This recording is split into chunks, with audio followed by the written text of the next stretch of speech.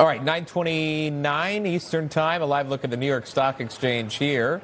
Opening bell just 60 seconds away. A lot of smiles this morning.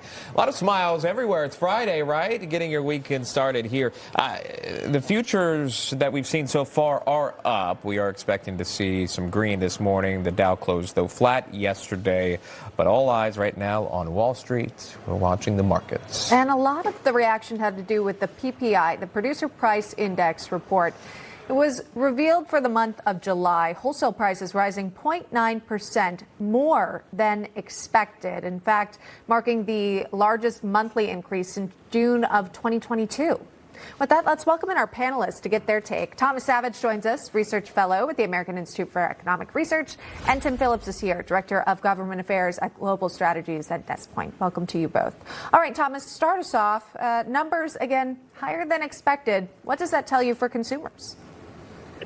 Well, the producer price index is an important inflation index because it's, when you think about it as the prices the store sees when they're buying from their suppliers. And so one thing that's concerning there is that the price of both goods and services are going up. The materials that are going into the things that stores produce for consumers. And we're starting to see that from the rise in tariffs and from the threat of tariffs raising the costs of goods and services that could potentially be impacted.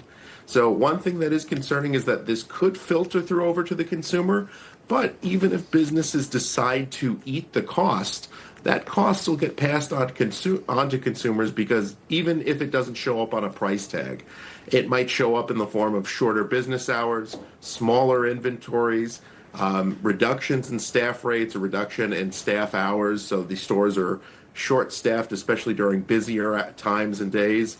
That is something to be concerned about. It could be one of those early warning signs of rising consumer prices, but the jury is still out there. It's definitely something to keep an eye on. Tim, let's just stay on that topic there, consumers in mind alone. The consumer price came out, the consumer numbers, inflation numbers came out. They weren't as hot as expected. The wholesale number came out. That was hotter than expected. Which one are you encouraged by? How does that play into American households today and moving forward? The consumer price index coming out and beating expectations. It was at 2.7% annual. That was a good sign. Yeah. It was reassuring, certainly for the markets. Also, a really interesting point in these numbers. One of the staples, obviously food and energy, but within food, canned vegetables, canned meats.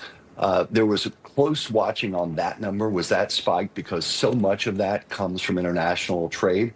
That number did not go up. It was flat. So that is a kind of looking under the hood number that was really encouraging. Given the consumer price index numbers especially, you would think at this point the Fed finally would say it's safe enough to cut rates. They've had the same rate in place since December of 2024. And these numbers, they deserve a Fed that will actually take a proper step and cut these rates. You know, that's something President Trump wants to see happen.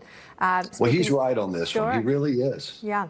Well, markets are up this morning, up about 200 points. So the day's just starting out. We'll see where it ends up later this afternoon. Gentlemen, thanks for joining us. Thomas Savage and Tim Phillips. We appreciate it. You bet. Thanks. Thank you.